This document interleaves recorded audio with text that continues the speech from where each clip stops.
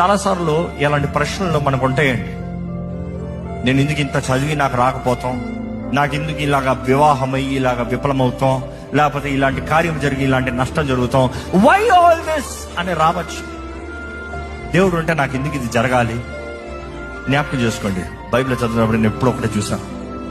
God dips, God crush, God breaks, but not a curse.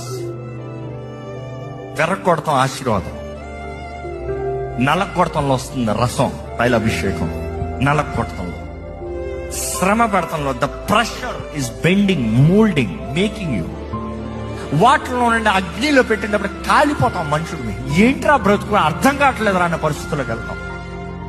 కానీ వాటిలో నుండి మేలైన బంగారంగా దేవుడు తీసుకొస్తాడంట, రిఫైన్డ్ గోల్డ్.